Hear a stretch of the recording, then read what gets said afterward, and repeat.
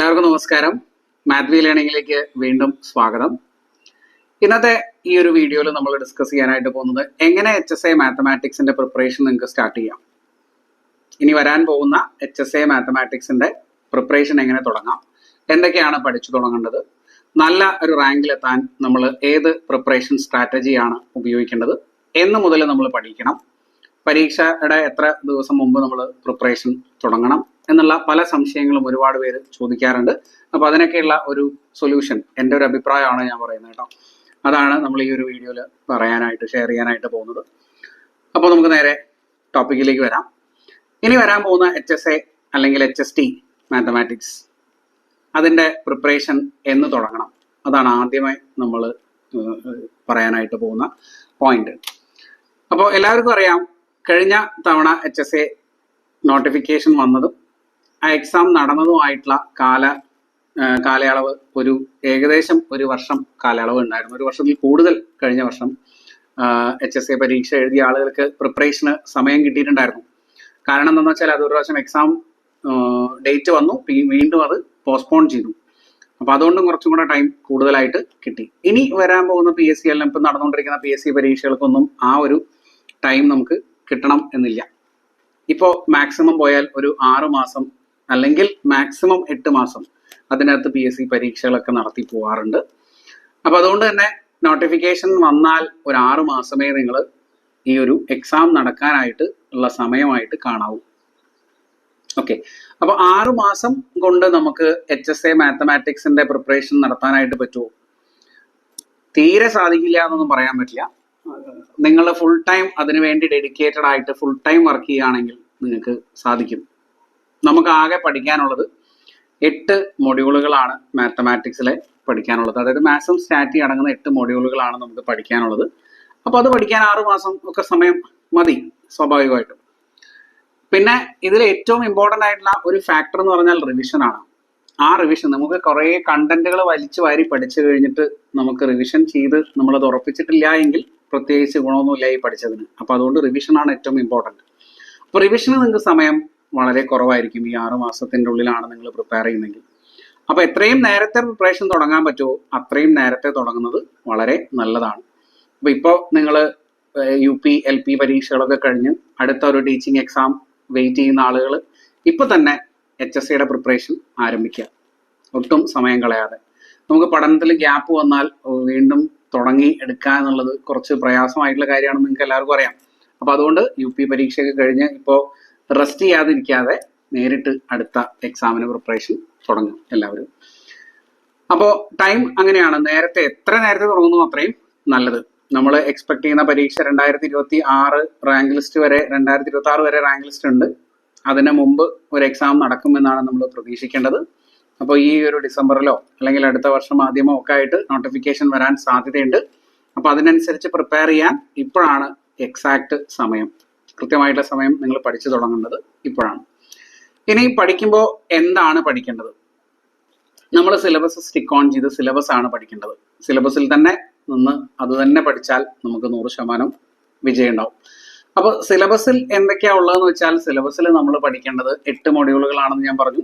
മാത്തമാറ്റിക്സിന്റെ 5 മൊഡ്യൂളുകൾ, പിന്നെ സ്റ്റാറ്റിസ്റ്റിക്സിന്റെ ഒരു 3 മൊഡ്യൂളുകൾ അടങ്ങുന്ന 8 മൊഡ്യൂളാണ് നമ്മൾ മാത്സിന് പഠിക്കേണ്ടത്, കോർ സബ്ജക്റ്റ് പഠിക്കേണ്ടത്. പിന്നെ ഒരു 20 മാർക്കിന്റെ renaissance, general knowledge, current affairs, educational psychology, pedagogy വരുന്ന ആ ഭാഗം അത്രയും ഉണ്ടാവും. 20 മാർക്കിന്റെ 5 മാർക്കിന്റെയാണ് സൈക്കോളജി പെഡഗോജി ഒക്കെ വരുന്നത്, പിന്നെ മെത്തഡോളജി വരുന്നത്. പിന്നെ ബാക്കി 15 മാർക്കിന്റെ ജനറൽ അവയർനെസ്സും റിനൈസൻസും അതുപോലെ കറണ്ട് അഫയേഴ്സും ഒക്കെയാണ്. അപ്പൊ അത് നിങ്ങൾ 20 + 80 അങ്ങനെ 100 മാർക്കിന്റെ പരീക്ഷയാണല്ലോ എഴുതാനായിട്ട് പോകുന്നത്. അപ്പോൾ സിലബസ് വളരെ സ്ട്രിക്റ്റ് ആയിട്ട് ഫോളോ ചെയ്യാം. ഇനി കഴിഞ്ഞ HSA പരീക്ഷകളിലൊക്കെ ഒരു സ്ട്രാറ്റജി എടുത്ത് നോക്കുക, അല്ലെങ്കിൽ ക്വസ്റ്റ്യൻ പേപ്പർ നമ്മളൊന്ന് അനലൈസ് ചെയ്ത് കഴിഞ്ഞാൽ 20 മാർക്ക് ജനറൽ മാത്രം പഠിച്ചു പോയ ഒരാൾക്കും റാങ്ക് ലിസ്റ്റിൽ കയറാൻ പറ്റിയിട്ടില്ല എന്നുള്ളതാണ് വാസ്തവം. കാരണം അത്രയും ഡീപ്പായിട്ടുള്ള, വളരെ ഡീറ്റെയിൽ ആയിട്ടുള്ള ചോദ്യങ്ങളായിരിക്കും ജനറൽ ഭാഗത്തു നിന്നും ചോദിക്കുക. നമ്മൾ ജനറൽ പേപ്പർ മാത്രം പരീക്ഷ അല്ലെങ്കിൽ പഠിച്ചു പോയി ഈ റാങ്ക് ലിസ്റ്റിൽ കയറരുത് എന്ന ഉദ്ദേശം PSCക്ക് ഉള്ളതുകൊണ്ടാണ് അങ്ങനെ ചോദിക്കുന്നത്. അപ്പൊ അതുകൊണ്ട് നമ്മളെ സബ്ജക്ട് ഇപ്പൊ നമ്മൾ മലപ്പുറം ജില്ലയൊക്കെ കൺസിഡർ ചെയ്യാൻ 23 മാർക്കൊക്കെയാണ് കട്ട് ഓഫ് ആയിട്ട് വന്നത്. അപ്പോൾ 20 മാർക്ക് ജനറൽ കിട്ടിയാൽ ബാക്കി 3 മാർക്ക് മതി നമ്മുടെ സബ്ജക്ട്. അതെന്തായാലും പോസിബിൾ അല്ല, പ്രാക്ടിക്കൽ അല്ല.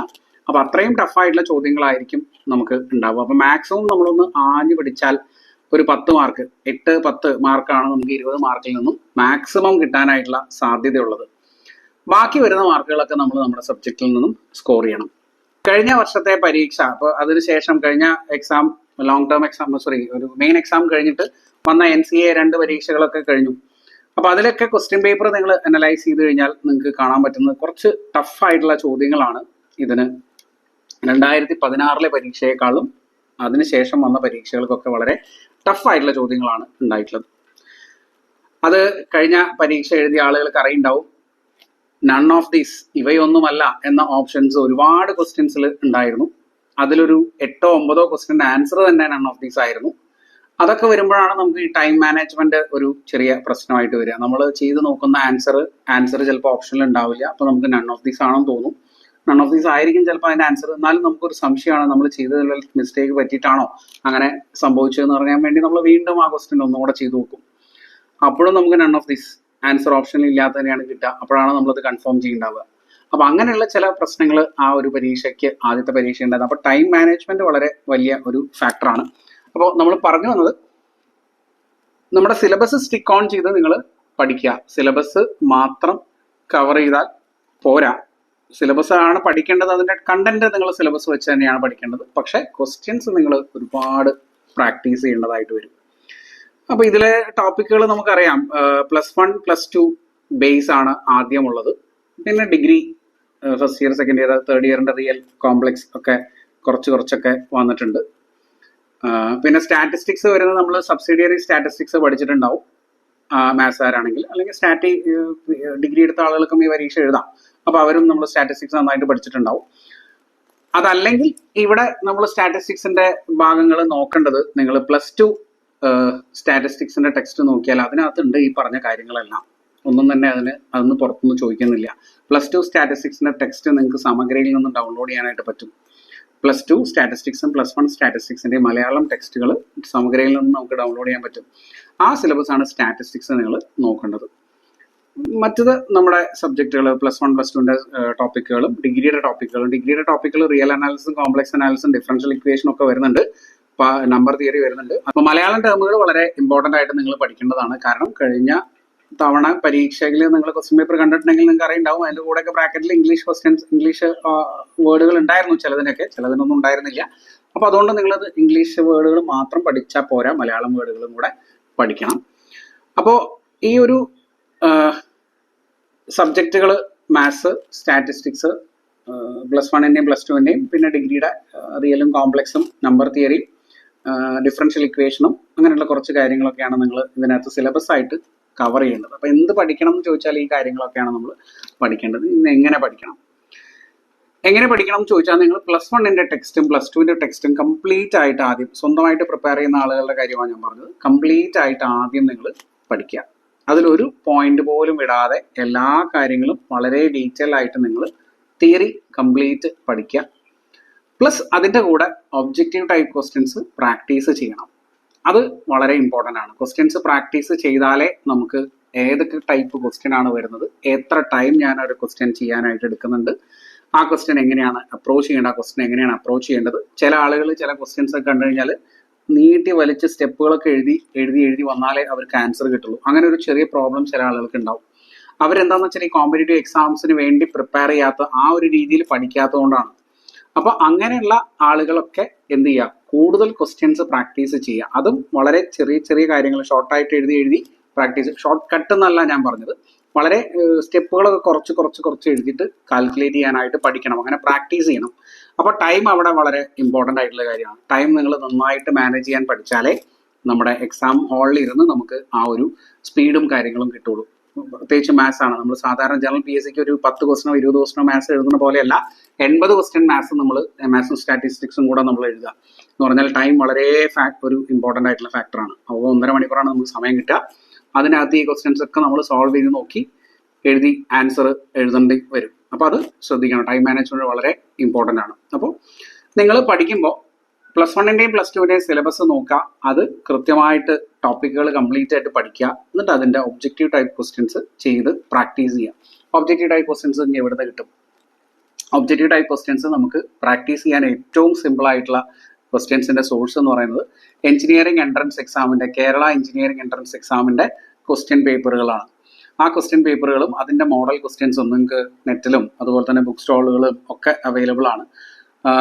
ഇഷ്ടംപോലെ ക്വസ്റ്റ്യൻ പേപ്പേഴ്സും അതിന്റെ ക്വസ്റ്റ്യൻസും ആൻസേഴ്സും. എഞ്ചിനീയറിംഗിന്റെ ഒക്കെ ബുക്ക് നിങ്ങൾ കണ്ടിട്ടുണ്ടാവും, മാത്സിന്റെ ഒക്കെ വളരെ വലിയ കട്ടിയുള്ള ബുക്കുകളാണ്.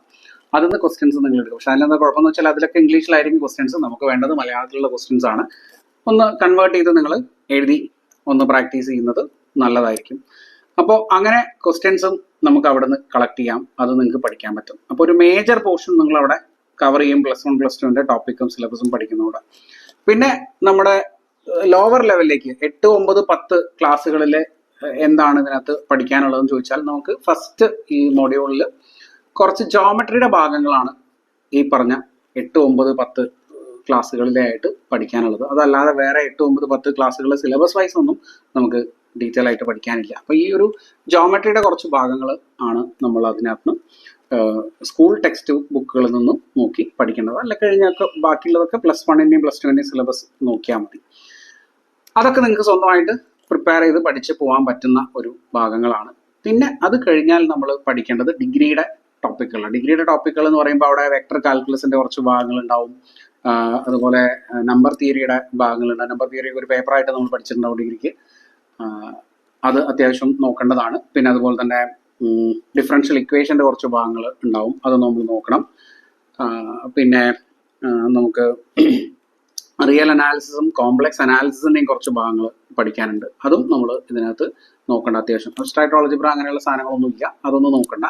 ഈ സിലബസ് നോക്കിയിട്ട് പഠിക്കുക. പക്ഷെ ഇത് പഠിക്കുമ്പോഴാണ് നമുക്ക് ചെറിയൊരു പ്രശ്നം ഉണ്ടാവുക. ഇതൊക്കെ നമുക്ക് റിസോഴ്സസ് നമുക്ക് അവൈലബിൾ ആയിട്ടുള്ളത് ഒക്കെ ഇംഗ്ലീഷിലായിരിക്കും. നമ്മളിപ്പോൾ എവിടെ ഒരു ടോപ്പിക്കിനെ പറ്റി യൂട്യൂബിൽ സെർച്ച് ചെയ്താലും എവിടെ നിങ്ങൾ നോക്കിയാലും ഒക്കെ ഇംഗ്ലീഷിലുള്ള ടോപ്പിക്കുകളാണ് നമുക്ക് അവൈലബിൾ ആവുക. മലയാളത്തിൽ അത് നിങ്ങൾ സ്വന്തമായിട്ടിരുന്ന് ബുദ്ധിമുട്ടി തന്നെ പഠിക്കേണ്ടതായിട്ട് വരും. ഓക്കെ, അപ്പൊ അങ്ങനെ ആ ഒരു ടോപ്പിക്കുകളും അതിന്റെ ഒബ്ജക്റ്റീവ് ടൈപ്പ് ക്വസ്റ്റ്യൻസ് ഒക്കെ കിട്ടാൻ വളരെ പ്രയാസമാണ്. റിയൽ അനാലിസിസിന്റെയും കോംപ്ലക്സ് അനാലിസിന്റെയും ക്വസ്റ്റ്യൻസ് ഒക്കെ കിട്ടുക എന്ന് പറഞ്ഞാൽ കുറച്ച് ബുദ്ധിമുട്ട് തന്നെയാണ്. നമ്പർ തിയറിയുടെ ക്വസ്റ്റ്യൻസ് നിങ്ങൾക്ക് ക്വസ്റ്റ്യൻസ് കളക്ട് ചെയ്യാൻ സെറ്റിന്റെ ക്വസ്റ്റ്യൻ പേപ്പേഴ്സ് ഉപയോഗിക്കാം. സെറ്റിന്റെ പ്രീവിയസ് ഇയർ സെറ്റിന്റെ ക്വസ്റ്റ്യൻ പേപ്പേഴ്സ് യൂസ് ചെയ്ത് കഴിഞ്ഞാൽ ഈ പറഞ്ഞ സിലബസ്, നമുക്ക് സിലബസിലുള്ള സാധനങ്ങളുടെ ആ ടോപ്പിക്കുകളുടെ മാത്രം ക്വസ്റ്റ്യൻസ് നിങ്ങൾ സെറ്റിന്റെ ക്വസ്റ്റ്യൻ പേപ്പറിൽ നിന്നും സെലക്ട് ചെയ്ത് നിങ്ങൾക്ക് പഠിക്കാം. അങ്ങനെ നിങ്ങൾ ഒരു സെൽഫ് പ്രിപ്പറേഷൻ ഇങ്ങനെ നിങ്ങൾക്ക് നടത്താം. പിന്നെ സ്റ്റാറ്റിസ്റ്റിക്സിന്റെ ഭാഗം വരുമ്പോൾ ഞാൻ പറഞ്ഞു ഓൾറെഡി, സമഗ്രയിൽ നിന്നും നമുക്ക് സ്റ്റാറ്റിസ്റ്റിക്സിന്റെ ടെക്സ്റ്റ് ബുക്ക് +1ന്റെയും +2ന്റെയും സ്റ്റാറ്റിസ്റ്റിക്സിന്റെ ടെക്സ്റ്റ് ബുക്കുകൾ ഡൗൺലോഡ് ചെയ്യാനായിട്ട് പറ്റും. അത് ഡൗൺലോഡ് ചെയ്ത് അതും നമ്മുടെ സിലബസ് ഓറിയന്റഡ് ആയിട്ട് സ്ട്രിക്റ്റ് ആയിട്ട് അത് തന്നെ പഠിച്ചു പോയാൽ നിങ്ങൾക്ക് അത്യാവശ്യം നല്ല രീതിയിൽ പ്രിപ്പറേഷൻ ചെയ്യാനുള്ള മെറ്റീരിയൽസ് നിങ്ങളുടെ കയ്യിൽ കിട്ടും. ഇനി ഇതിന്റെ ഒരു സ്ട്രാറ്റജി പഠിക്കാൻ, അതായത് ഇത് സിലബസും കണ്ടന്റുകളൊക്കെ നമുക്ക് സ്വന്തമായിട്ട് പ്രിപ്പയർ ചെയ്യാനൊക്കെ പറ്റുമെങ്കിലും, ക്വസ്റ്റ്യൻസും നമ്മൾ കളക്ട് ചെയ്ത് സ്വന്തമായിട്ട് ചെയ്യാനായിട്ട് പറ്റുമെങ്കിലും, ഏത് ടൈപ്പ് ക്വസ്റ്റ്യൻ ആണ് ഇതിനകത്ത് വരിക എന്നുള്ളത് നോക്കാൻ നിങ്ങൾ പ്രീവിയസ് ഇയർ ക്വസ്റ്റ്യൻ പേപ്പേഴ്സ് നോക്കാം. അപ്പൊ പ്രീവിയസ് ഇയർ ക്വസ്റ്റ്യൻ പേപ്പേഴ്സ് നോക്കിയാൽ അതിൽ അത്യാവശ്യം കാര്യങ്ങൾ ക്വസ്റ്റ്യൻസ് നോക്കിയിട്ട് ആ ടോപ്പിക്ക് എവിടെ നിന്നാണ് വന്നിട്ടുള്ളത്, ആ ക്വസ്റ്റ്യൻ എവിടെ നിന്നാണ് വന്നിട്ടുള്ളത് നോക്കിയിട്ട് ആ ഒരു സിലബസ് അനുസരിച്ച് ആ ക്വസ്റ്റ്യൻ പേപ്പറും ആ ഒരു ടോപ്പിക്കും നോക്കി അതിനകത്ത് ഇനി ചോദിക്കാൻ സാധ്യതയുള്ള അതുമായിട്ട് കണക്ട് ചെയ്യുന്ന ക്വസ്റ്റ്യൻസ് ഏതൊക്കെയാണെന്നൊക്കെ നോക്കിയിട്ട് അത്യാവശ്യം എഫേർട്ട് എടുത്തു കഴിഞ്ഞാൽ നിങ്ങൾക്ക് സ്വന്തമായിട്ട് ഇതിന്റെ ഒരു പ്രിപ്പറേഷൻ സ്ട്രാറ്റജിയും സ്വന്തമായിട്ട് ഡെവലപ്പ് ചെയ്തെടുക്കാനായിട്ട് പറ്റും.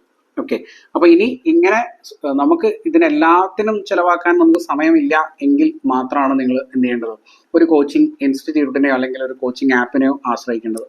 അപ്പൊ നമ്മുടെ ക്ലാസ്സുകൾ നമ്മൾ ഓൾറെഡി സ്റ്റാർട്ട് ചെയ്തിട്ടുണ്ട്. ഓഗസ്റ്റ് മാസം നമ്മൾ തുടങ്ങി. നമ്മൾ ലൈവ് ആയിട്ടുള്ള ക്ലാസ്സുകളാണ് ചെയ്തുകൊണ്ടിരിക്കുന്നത്. ലൈവ് ആണെങ്കിലും അത് റെക്കോർഡ് ആയിട്ട് നിങ്ങൾക്ക് അവൈലബിൾ ആവും. അതിനകത്ത് നിങ്ങൾ ആ കാര്യം ക്ലാസ്സിൽ പറയുന്ന PDF നോട്ടുകളും അതുപോലെയുള്ള ക്ലാസ് കേട്ട് പഠിച്ച് പ്രാക്ടീസ് ചെയ്ത് പോയാൽ തന്നെ നിങ്ങൾക്ക് അത്യാവശ്യം നല്ല റാങ്ക് സ്കോർ ചെയ്യാനായിട്ട് പറ്റും. കാരണം ഞാൻ ഈ പറഞ്ഞ എഫേർട്ടുകളൊക്കെ, നിങ്ങൾ എടുക്കേണ്ട എഫേർട്ടുകളൊക്കെ ഓൾറെഡി ഞാൻ എടുക്കുന്നുണ്ട്. ഞാൻ എടുത്ത് നിങ്ങൾക്ക് നിങ്ങളുടെ മുന്നിൽ ഇന്ന കാര്യങ്ങൾ പഠിച്ചാൽ മതി എന്ന് പറഞ്ഞാണ് പ്രസന്റ് ചെയ്യുന്നത്. അപ്പൊ ആ കാര്യങ്ങൾ നിങ്ങളുടെ ആ ഒരു എഫേർട്ട് നിങ്ങൾക്ക് കുറെ സമയം നിങ്ങൾക്ക് അവിടെ ലാഭിക്കാം. അപ്പൊ അതാണ് ഒരു കോച്ചിങ്. ഇപ്പൊ ഞാനല്ല, മറ്റേത് കോച്ചിങ് സെന്റർ ആണെങ്കിലും ഇതാണ് അവരുടെ ഒരു രീതിയും കാര്യങ്ങളൊക്കെ ഇങ്ങനെ തന്നെ ആയിരിക്കും ചെയ്യേണ്ടാവുക. അപ്പൊ ആ ഒരു നിങ്ങളുടെ സമയം നിങ്ങളുടെ എഫേർട്ടും നിങ്ങൾക്ക് കുറച്ച് കുറയ്ക്കാം എന്നുള്ളതാണ് ഒരു ഓൺലൈൻ കോച്ചിങ് അല്ലെങ്കിൽ ഓഫ്ലൈൻ കോച്ചിങ് സെന്ററിൽ പോയിട്ട് നിങ്ങൾ പഠിക്കുമ്പോൾ ഉള്ള ഒരു ഗുണം. കംപ്ലീറ്റ് ആയിട്ട് ഓൺലൈൻ അല്ലെങ്കിൽ ഓഫ്ലൈൻ കോച്ചിങ്ങിന് പോയാൽ തന്നെ ഇത് കിട്ടൂ അങ്ങനെയൊന്നും നിർബന്ധമൊന്നും ഞാൻ പറയുന്നില്ല. നിങ്ങൾക്ക് സ്വന്തമായിട്ട് പ്രിപ്പയർ ചെയ്താലും കിട്ടായിരിക്കൊന്നുമില്ല. പക്ഷെ എഫക്റ്റീവായിട്ട് കുറച്ചും കൂടെ ടൈം നമുക്ക് മാനേജ് ചെയ്യാനും അങ്ങനെയുള്ള കാര്യങ്ങളൊക്കെ ഒന്ന് അഡ്വാൻസ്ഡ് ആയിട്ടുള്ള ക്വസ്റ്റ്യൻസ് കാണാനും ഒക്കെ നിങ്ങൾക്കൊരു കോച്ചിങ് സെൻറ്റർ അല്ലെങ്കിൽ ഒരു ഓൺലൈൻ കോച്ചിങ് ഇൻസ്റ്റിറ്റ്യൂഷൻ സെലക്ട് ചെയ്യുന്നത് നല്ലതായിരിക്കും. വേറൊരു കാര്യം കൂടി എന്താണെന്ന് വെച്ചാൽ നിങ്ങളുടെ കൂടെ പഠിക്കുന്ന ആളുകളും നിങ്ങളും തമ്മിലുള്ള ആ റാങ്ക് ഡിഫറൻസ് അതും നിങ്ങൾക്ക് അവിടെ കമ്പയർ ചെയ്ത് മനസ്സിലാക്കാം. നിങ്ങൾക്ക് എത്രയാണ്, ഇപ്പം എൻ്റെ സ്റ്റാറ്റസ് എന്താണ്, ഞാനിപ്പോൾ ഇതുവരെ പഠിച്ചിട്ടുണ്ട് എന്നുള്ള കാര്യങ്ങളൊക്കെ നിങ്ങൾക്ക് മനസ്സിലാക്കിയെടുക്കാനും പറ്റും. ഓക്കെ, അപ്പോൾ ഇതൊക്കെയാണ് ഒരു കോച്ചിങ് എടുക്കുന്നതുകൊണ്ടുള്ള ഒരു ഗുണം എന്ന് പറയുന്നത്. അതുപോലെ ഒരുപാട് ക്വസ്റ്റ്യൻസ് കോച്ചിങ് ഇൻസ്റ്റിറ്റ്യൂഷൻസിലും അതുപോലെ തന്നെ ആപ്പുകളിലും ഒരുപാട് ക്വസ്റ്റ്യൻസ് നിങ്ങൾക്ക് അവൈലബിൾ ആയിരിക്കും. ആ ക്വസ്റ്റ്യൻസ് നിങ്ങൾക്ക് പ്രാക്ടീസ് ചെയ്യാൻ പറ്റും. പിന്നെ ഡൗട്ട് ചോദിക്കാനും കാര്യങ്ങൾക്ക് ഒരു മെൻറ്റർ ഉണ്ടാവും അല്ലേ. അപ്പോൾ അതൊക്കെ നിങ്ങൾക്ക് ഈസി ആയിട്ട് കുറച്ചും കൂടെ സെൽഫ് പ്രിപ്പറേഷനേക്കാളും കുറച്ചും കൂടെ നിങ്ങൾക്ക് എഫക്റ്റീവായിട്ട് യൂസ് ചെയ്യാം ഈ പറഞ്ഞ കോച്ചിങ് ഇൻസ്റ്റിറ്റ്യൂട്ടുകളും അതുപോലെ തന്നെ ആപ്പുകളും.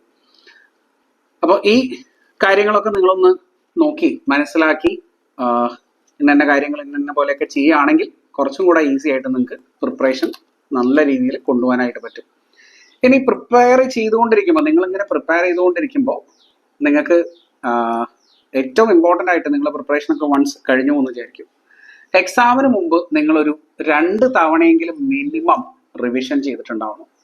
ആ 2 തവണ റിവിഷൻ ചെയ്യുക എന്ന് പറയുമ്പോൾ നിങ്ങൾ ശ്രദ്ധിക്കണം, നിങ്ങൾ ഇത്രയും കാലം പഠിച്ചു, കുറേ കാലങ്ങളായിട്ട് നമ്മൾ പഠിച്ചു, എല്ലാ ടോപ്പിക്കുകളും നമ്മൾ കവർ ചെയ്തു.